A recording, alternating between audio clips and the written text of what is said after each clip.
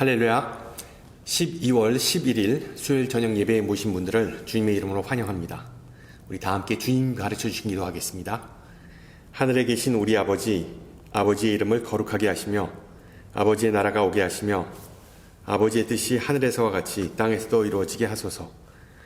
오늘 우리에게 일용할 양식을 주시고 우리가 우리에게 잘못한 사람을 용서하여 준 것 같이 우리 죄를 용서하여 주시고 우리를 시험에 빠지지 않게 하시고 악에서 구하소서. 나라와 권능과 영광이 영원히 아버지의 것입니다.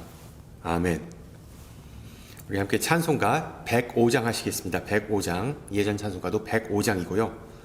우리 대강절 찬양 함께 합니다. 오랫동안 기다리던 105장 찬양합니다.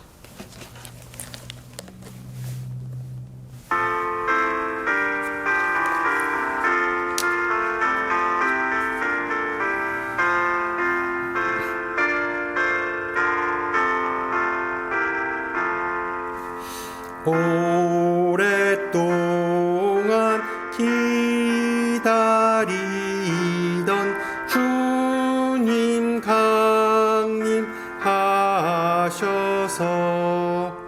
죄에 매인 백성들을 자유 얻게 하시네.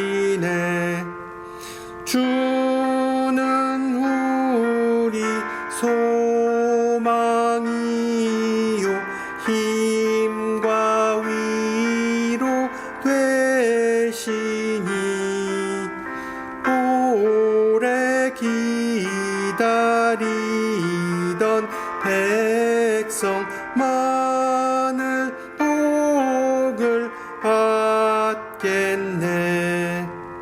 모든 백성 구하려고 임금으로 오시니 영원토록 우리들을 친히 다스리시네. 죄로 상한 우리 마음 은혜로써 고치고 주의 빛난 보좌 앞에 이르도록 하소서. 아멘.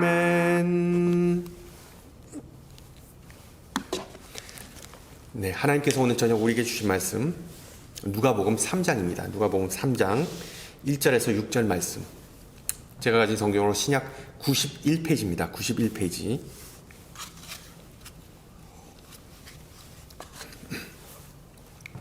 누가복음 3장 1절에서 6절 말씀을 받들어 봉독합니다. 디베리오 황제가 통치한 지 15해 곧 본디오 빌라도가 유대의 총독으로 헤롯이 갈릴리의 분봉왕으로 그 동생 빌립이 이두레아와 드라고니 지방의 분봉왕으로 루사니아가 아빌레네의 분봉왕으로 아나스와 가야바가 대제사장으로 있을 때 하나님의 말씀이 빈들에서 사가랴의 아들 요한에게 임한지라. 요한이 요단강 부근 각처에 와서 죄사함을 받게 하는 회개의 세례를 전파하니 선지자 이사야의 책에 쓴 바 광야에서 외치는 자의 소리가 있어 이르되 너희는 주의 길을 준비하라. 그의 오실 길을 굳게 하라. 모든 골짜기가 메워지고 모든 산과 작은 산이 낮아지고 굽은 것이 곧아지고 험한 길이 평탄하여질 것이요 모든 육체가 하나님의 구원하심을 보리라 함과 같으니라. 아멘. 지난주에는 우리가 그리스도의 길을 걷는다는 것이 무엇인지를 살펴봤지요. 오늘 저녁에는 그리스도의 길을 예비하는 것이 무엇인지를 좀 살펴보고자 합니다. 제가 아주 예전에 그 명문대학을 졸업한 자녀를 둔 목사님과 함께 섬긴 적이 있었습니다. 미국에 사는 대부분의 한국 부모가 그렇듯 자녀가 이제 좋은 대학을 나와서 대학원에 입학해서 공부를 좀 더 해서 뭐 변호사나 의사처럼 좀 안정적이고 그리고 또한 수익이 좋은 그런 직업을 갖기를 그 동료 목사님은 원했습니다. 그런데 갑자기 그 아들이 폭탄을 던졌습니다. 저도 아버지처럼 목사가 된 후에 선교지에 가고 싶어요. 저는 아직도 그 만감이 교차하는 듯한 그 목사님의 그 눈빛을 기억합니다. 자기 아들에게 롤모델이 된 것을 한편으로는 자랑스러워했지만, 뿌듯해했지만, 또 다른 한편으로 목회가 얼마나 큰 희생과 고생을 수반하는지를 잘 알고 있었기 때문이죠. 그러나 이런 답답한 아버지의 심정에도 불구하고 그 아들은 단호했습니다. 자신은 하나님의 부르심을 받았고 그 소명은 너무나도 강력해서 거부할 수 없었다는 것이죠. 자유롭게 선택하거나 아니면 변경할 수 있는 직업과는 달리 우리가 소위 말하는 소명은 강제성을 지니고 있습니다. 강제성. 그리고 이 소명이라는 개념은 성경에 등장하는 모든 선지자의 특징이기도 합니다. 알다시피 고대에는 자신의 직업이나 신분을 거의 바꿀 수가 없었습니다. 사회 계층을 옮긴다는 것은 거의 불가능한 일이었죠. 예를 들어 아버지가 농부면 자식은 평생 농부로 살아야만 했습니다. 귀족 가문에서 태어나면 자신이 좋든 싫든 귀족의 의무를 다하면서 평생 귀족으로 살아야만 했습니다. 마찬가지로 예수님은 아버지 요셉이 그냥 평범한 목수였기 때문에 서민으로 살아갈 운명이었습니다. 반면에 그의 사촌 요한은 아버지 사가랴가 레위 지파 출신 제사장이었기 때문에 특권층으로 살아갈 운명이었습니다.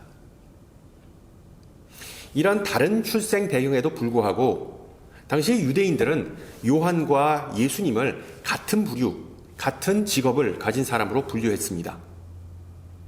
신약 성경은 예수님이 하나님께서 세상에 보내신 모든 선지자 중에 가장 위대한 선지자, 모세와 같은 선지자라는 사실을 분명히 말하고 있습니다. 마찬가지로 예수님은 요한을 여자가 낳은 가장 위대한 선지자라고 묘사하기도 하셨죠. 자, 그렇다면 선지자 또는 예언자, 같은 개념입니다. 선지자 또는 예언자, 이 사람들은 어떤 사람일까요? 우리가 이 구약의 선지자들에 대해 오해하는 부분이 상당히 많습니다. 아마도 그래서 우리는 예언서를 읽는 것을 선호하지 않은 것 같습니다. 먼저 선지자는 스스로 선지자의 길을 택하지 않습니다. 하나님의 부름, 하나님의 선택을 받아서 그 임무를 수행하게 됩니다. 고로 선지자에게는 선택권이란 없었습니다. 둘째로 선지자는 하나님의 대변인이었습니다. 대변인. 즉 그가 말하는 모든 것은 자신의 말이 아니라, 인간의 말이 아니라 바로 하나님의 말씀이었습니다. 물론 그렇다고 선지자는 어떤 그 당시의 무당과는 현저히 달랐습니다. 하나님께서 접신하여 그 앵무새와 같은 역할을 감당했던 것이 아니었습니다. 하나님은 그 예언자의 인간적인 장점과 그리고 약점을 다 사용하셨기 때문이죠. 셋째로 선지자는 하나님의 그 심장 박동을 느낄 만큼, 문유적인 표현이지만 하나님의 생각을 알 만큼, 그리고 하나님의 말씀을 들을 만큼 하나님과 정말 밀접한 관계를 나누며 살았습니다. 이에 대해 독일의 신학자 게라트 폰 라드는 구약의 예언자를 하나님의 페이토스, 즉 하나님의 감성에 참여하는 사람으로 정의했습니다. 바꿔 말하면 예언자는 하나님의 백성, 특히 과부, 고아, 가난한 자, 약자, 억압받는 자, 나그네와 같은 사회의 취약계층에 대해 항상 마음의 짐을 가지고 살았다는 것입니다. 요즘 강단에서 정치를 언급하는 것은 다소 위험한 일이지만 사실 대부분의 예언서는 정치 얘기를 빼놓지 않습니다. 항상 정치 얘기가 들어갑니다. 특히 예언자는, 선지자는 왕이 선한지 아니면 악한지, 하나님의 계명을 따르는지 하나님의 계명을 거부하는지를 자세히 감시하는, 모니터링하는 그런 사람이었습니다. 여러분, 다윗이 밧세바를 강간하고 어설프게 그걸 은폐하려 했던 후에 나단 선지자가 나타나서 했던 얘기를 기억하시죠? 왕의 눈을 똑바로 쳐다보면서 당신이 바로 그 죽어 마땅할 죄인이라고 다윗을 혼쭐냈습니다. 요약하면 예언자는 사람들이 죄로 망가진 그 세상을 있는 그대로 보게 해주는 사람이었습니다. 동시에 예언자는 그 세상이 어떻게 하나님의 뜻에 합당하게 변해야 하는지를 방향을, 힌트를 제공해주는 사람이었습니다. 더 나아가 예언자는 신분에 상관없이 세상 모든 사람이 그 새로운 현실, 즉 하나님의 나라를, 하나님의 뜻을, 하나님의 그 통치를 추구하고 살아가야 한다고 외쳤던 사람입니다. 또한 모든 사람이, 왕을 포함한 모든 사람이 하나님의 법 앞에는 평등하다는 사실을 꾸준히 상기시켜 주었습니다. 따라서 한 가지 확실한 점은 예언자는 어떤 점쟁이가 아니었습니다. 미래를 예측하는 점쟁이가 아니었습니다. 성경의 예언자는 오늘날의 사회운동가, 아니면 정치운동가에 더 가깝다고 볼 수 있었습니다. 그들은 정말 어떤 미래에 대한 비전을 가진 선견자이자 심지어 혁명자이기도 했습니다. 미래를 바꾸고자 하는. 그래서 사람들이 보기에 그들은 정말 이상하고 항상 혼란을 야기하고 그리고 또한 과격하기까지 했습니다. 체제에 대해 항상 불만을 품고 비판하는 목소리를 냈기 때문에 많은 원수를 가졌습니다. 특히 그 보수적인 성향을 지닌 지도층의 그 눈총과 또한 박해를 받아야만 했습니다. 하나님의 말씀을 대변한다는 점에서 이 목사와 선지자는 유사해 보이지만 진정한 의미에서 선지자는 깊이 업종, 우리가 소위 말하는 3D 업종, Dirty, Dangerous, Difficult, 깊이 업종이라고 해도 과언이 아니었습니다. 물론 그래서 1세기 초에 예언자들이 어떤 사회적 무대에서 사라지게 된 이유는 아닙니다. 이유는 알 수 없지만 하나님은 구약의 마지막 선지자인 말라기에게 말씀하신 후에 무려 400년 동안 이스라엘에게 아무런 말씀을 주시지 않았습니다. 구약 시대와 그리고 신약 시대를 구분하는 그 400년의 기간을 우리는 중간기라고 부르는데 하나님은 그 중간기 동안 그 어떤 선지자도 부르지 않으셨기 때문입니다.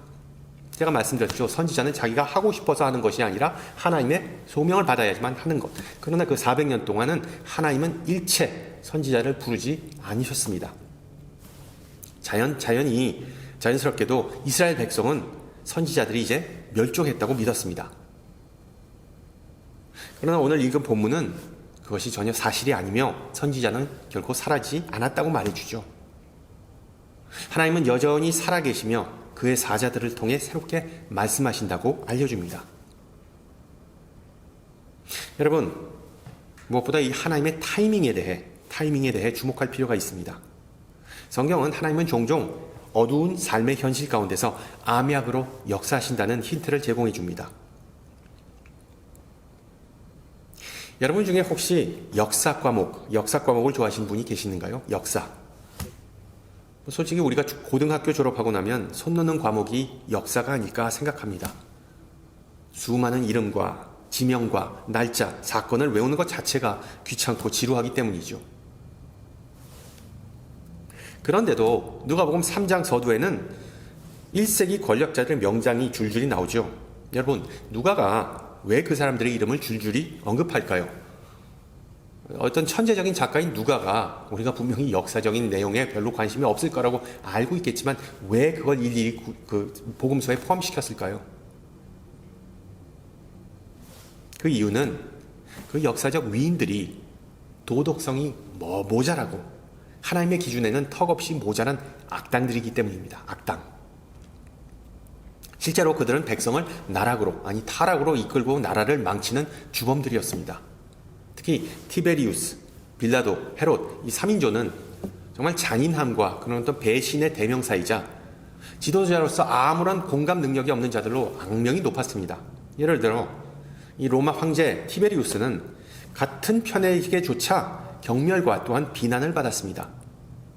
그리고 심심할 때면 그냥 거짓 반역 재판을 통해서 정적을 제거했던 폭군이었습니다.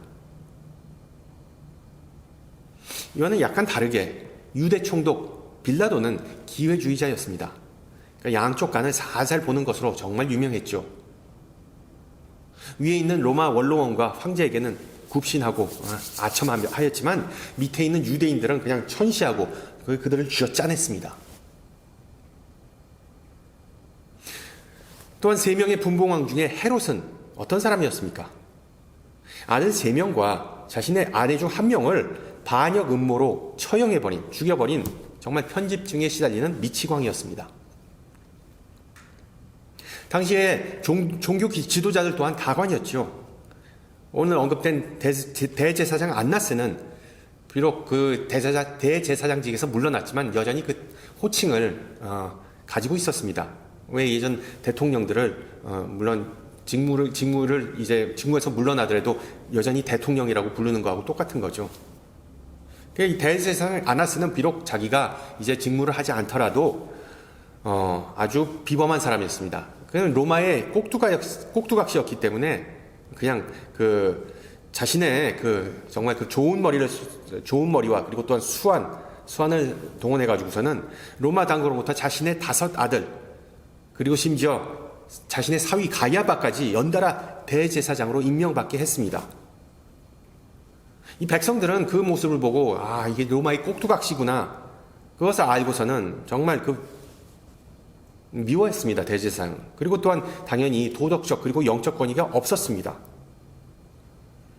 따라서 이 안나스와 그리고 또한 가야바야라는 그 대제사장 집단은 한 가족인데, 그러니까 온 가족이 예루살렘 성전에서 다 해먹었던 어떻게 보면 친일파와 같았던 그런 사람들이었습니다. 요점은 정치적으로나 종교적으로나 경제적으로나 1세기 팔레스타인은 정말 최악의 시대였고 라고 누가는 암시합니다. 게다가 하나님으로부터 오랜 세월 동안 아무런 말씀도 듣지 못했기 때문에 당시의 유대인들에게는 정말 아무런 희망이 없었습니다. 바로 그런 암울한 상황 속에서 등장한 요한을 낙타 털로 만든 옷을 입고 허리에 가죽띠를 두르고 메뚜기와 야생꿀을 먹는 그런 사람으로 성경은 묘사합니다. 이스라엘이 그토록 기다리던 400년 넘게 기다리던 하나님의 선물이 어떻게 보면 원시인의 모습을 하고 있었다는 점이 다소 우스워 보일 수도 있습니다. 물론 요한의 그런 모습은 우리에게 이상하게 보일 수 있지만 1세기 유대인들에게는 전혀 그렇지 않았습니다. 열왕기서는 엘리야 선지자를 털옷을 입고 허리에 가죽띠를 두른 사람으로 묘사하고 있으므로 당시 유대인들은 요한의 모습 속에서 바로 구약의 선지자 엘리야를 곧바로 알아봤겠죠. 또한 많은 선지자와 마찬가지로 누가는 하나님의 말씀이 빈들에서 사가랴의 아들 요한에게 임한지라라고 말합니다. 즉 요한은 하나님의 calling, 하나님의 부름을 받고 하나님의 말씀의 영감을 받았던 사람이라고 누가는 설명해 줍니다. 계속해서 누가는 요한이 요단강 부근 각처에 와서 죄 사함을 받게 하는 회개의 세례를 전파하였다라고 기록합니다. 즉 요한은 주님의 길을 예비하고 고진 길을 만들어 모든 인류가 하나님의 구원을 보게 할 사람이었습니다. 앞서 말씀드린 선지자의 모든 특징을 고스란히 드러냈던 그런 인물이었죠. 그런데 우리가 주목해야 할 부분은 여기서 누가는 이사야 40장을 인용했다는 것입니다.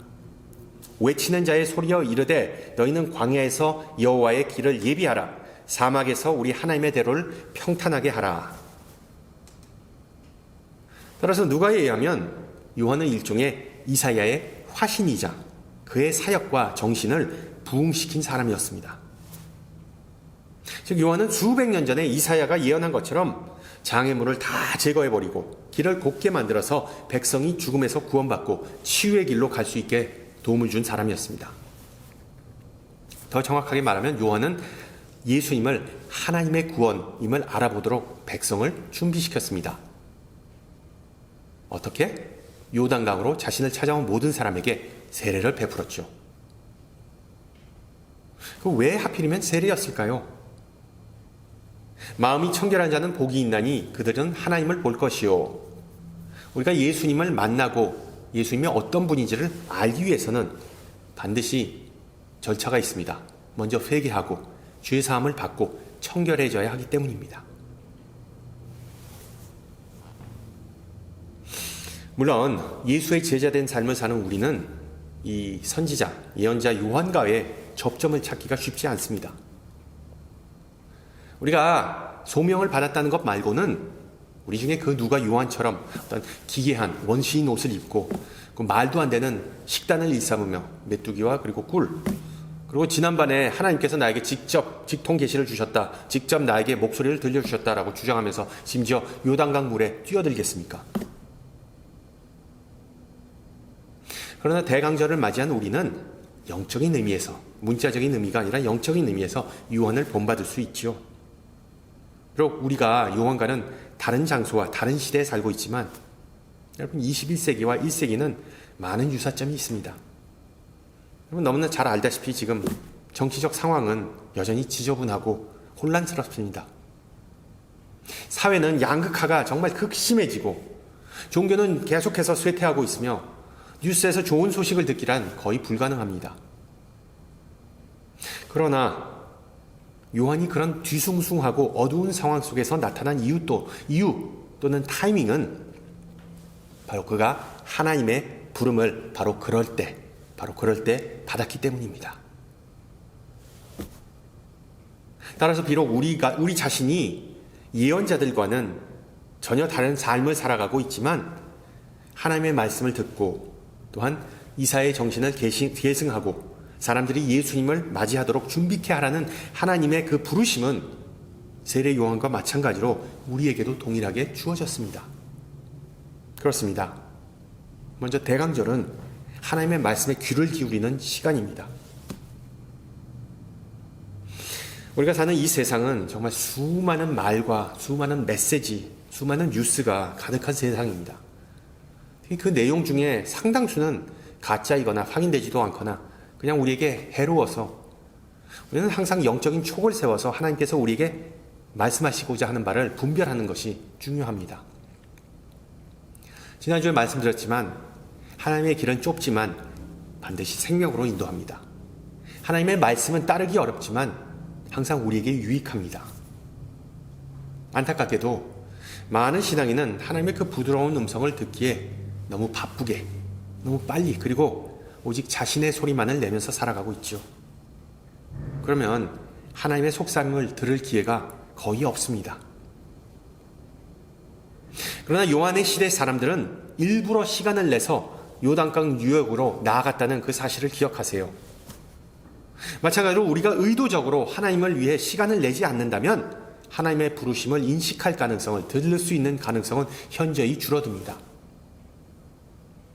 더 중요한 점은 우리가 가까이 또는 멀리 있는 이웃의 아픔을 기꺼이 느끼고자 할 때 비로소 하나님의 속삭임이, 하나님의 음성이 가장 잘 들린다는 사실입니다. 즉 이웃의 아픔을 함께 나누고 그들의 고통을 느끼고 우리 자신을 사랑하는 만큼 이웃을 사랑한다는 것을 보여주는 행동을 취하는 그것이야말로 참된 겸손과 순결입니다. 과거에 어느 소그룹 모임에서 어느 성도가 그 월드 비전을 통해 5명의 아이들을 돕고 있다는 사실을 알게 되었습니다. 하지만 그 집사님은 자신의 그런 구제가 정말 진심을 담은 행동인지를 확신할 수 없었습니다. 즉 자신이 후원하는 그 아이들을 위해 자신은 정기적으로 기도하는 것도 좀 까먹기도 하고 그들의 이름이나 또한 그들이 어느 나라에 사는지를 종종 잊어버리기까지 했다는 것이죠. 그냥 변하는 것은 은행 계좌에서 돈만 빠져나가는 것 같아서 자신이 좀 창피하다고 토로하더군요. 그러면 좀 어떻습니까? 중요한 것은 어떤 음성을 듣고 마음이 동하는 것을 한도 끝도 없이 기다리는 게 아니라 지금 즉시 바로 행동하는 것입니다. 일어나서 움직이고 이것저것 들쑤시고 사람들을 계속해서 만나고 계속해서 두드리고 그리고 또한 매달려 보세요. 그리고 하나님의 음성이 들리지 않는다고 투덜거리지 마세요. 어쩌면 우리는 하나님의 말씀에서 멀어졌을 수도 있는 것입니다. 그래서 바로 요한이 먼저 와서 외쳤던 것이죠. 회개하라. 그 회개하고 돌이키라는 요한의 외침에 귀를 기울여야 하는 것이 바로 우리의 가장 먼저 취해야 할 행동이겠죠. 그럼 바로 이것이 두 번째 요점입니다. 대강절을 맞이한 우리는 선지자들의 정신, 특히 이사야의 정신을 되살려야 합니다. 이사야는 주전 8세기경에 활동한 것으로 알려졌습니다. 그는 요한과 마찬가지로 제사장 출신의 선지자였습니다. 그의 핵심 메시지는 바로 사회 정의였습니다. Social Justice. 분명하죠. 불의의 결박을 풀고 억눌린 자를 자유롭게 하고 굶주린 자에게 양식을 나눠주라. 즉 이사야는 모든 사람, 특히 가장 취약한 사회 계층이 공정한 대우를 받기를 원했습니다.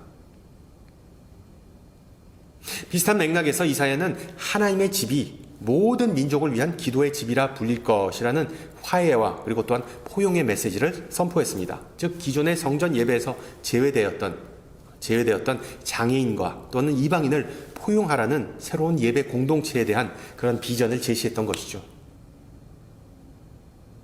여러분, 이게 얼마나 급진적인 메시지인지 우리 현대인들은 잘 깨닫지 못합니다. 갑자기 하나님은 이사야를 통해 모든 사회적, 경제적, 종교적 장벽과 차별을 없애라고 그 백성에게 명령하신 것입니다. 우리 예수님도 공생의 사역을 통해 그런 정신을 잘 보여주셨죠. 실제로 예수님은 이사야서의 많은 예언을 성취하신 분이시고 이사야는 예수님께서 가장 많이 인용한 구약의 선지자이기 때문에 정말 이사야와 그리고 예수님 사이에는 밀접한 연관이 있었습니다. 어떻게 보면 예수님께서 이사야의 사역과 그 정신을 계승했다고 볼 수도 있습니다. 여러분 보세요. 예수님께서 예루살렘 성전을 정화하실 때 다름 아닌 이사야를 인용하셨습니다. 내 집은 기도하는 집이라 일컬음을 받으리니 그러나 너희는 강도의 소굴로 만들고 있느니라. 우리가 이사야의 정신을 계승한다는 것은 실질적으로 어떤 의미일까요? 바로 예수님께서 말씀하셨듯이 교회를 만민을 위한 기도의 집으로 만드는 것입니다. 어떤 이는 이렇게 생각할 수 있겠죠. 교회 문은 항상 활짝 열려 있다. 누구나 다 와서 자유롭게 예배할 수 있는데 뭐가 문제냐? 여러분 오해하지 마시기 바랍니다. 우리가 제거해야 할 궁극적인 장벽은 바로 내가 하나님을 독점하고 있다. 다른 사람보다 나와 하나님과의 관계는 유일하다라는 식의 그런 교만한 생각과 또한 배타적인 태도입니다. 신앙생활은 개인적이거나 사적이거나 개별적인 것이 아니라 항상 공동체적 삶을 의미하죠. 성경에서 신앙인들을 가리켜 항상 하나님의 백성 또는 성도의 교제라는 개념을 사용합니다. 즉 기독교는 나와 예수님만의 어떤 사적이고 독점적인 관계가 아니라 교회 공동체와 예수님의 관계를 의미합니다. 쉽게 말해서 예수님은 우리 개개인이 하나님의 은혜를 받기 위해 규칙적으로 모이고 살아 행동하고 예배하는 공동체의 지체가 되도록 부르셨습니다. 예를 들어 우리는 세례를 받음으로 예수님과 함께 죽었다 다시 태어나죠. 성찬을 통해 예수님과 함께 식탁 교제를 나눕니다. 함께 모여 노래하고 기도하고 회개하고 슬퍼하고 위로하며 결국에는 함께 심지어 삶을 마치게 됩니다. 또한 예수님은 교회를 통해 우리에게 믿음의 형제자매를 선물해 주셨죠. 우리에게 가르쳐야 할 자녀들을 주시고 본받을 교회의 지도자들을 주시고 심지어 마음에 안 드는 사람까지 덤으로 주시면서 그들을 사랑하는 법을 배우라고 말씀하셨습니다. 여러분, 만약 신앙생활이 예수님과의 어떤 개인적인 관계를 구축하는 데만 초점을 맞춘다면 어떤 일이 벌어질지 생각해 보셨나요? 우리가 예수님의 모습으로 변해가는 것이 아니라 예수님을 우리 자신의 모습으로 맞추어버리는 그런 불상사가 벌어지게 됩니다. 십자가의 길이 아니라 내 구미에 맞는 길을 걷게 되는 그런 결과를 초래합니다. 마지막으로 대강절을 맞이한 우리는 하나님의 구원을 위해 다른 일을 준비시키라는 부름을 받았습니다. 구원을 뜻하는 히브리어 예슈아는 어떤 원수나 또는 문제, 심지어 질병에서 구출된다라는 의미의 히브리 동사에서 파생된 명사입니다. 그 성경의 인물 여호수아라는 이름이 이 단어에서 유래됐고 나중에는 예수라는 이름으로 발전했죠. 즉 예수라는 이름의 의미는 구원입니다. 따라서 오랜 역사를 통해 예수와는 위험, 패배 또는 고난에 대한 승리를 의미했습니다. 마리아가 아들을 낳으리니 그 이름을 예수하라 하라. 이는 그가 자기 백성을 그들의 죄에서 구원할 자이니라 하는 천사가 요셉에게 전한 메시지를 보면 이 구원은, 이 예수와는 죄에서 구원받는 것을 포함하여 모든 문제로부터의 해방을 의미합니다.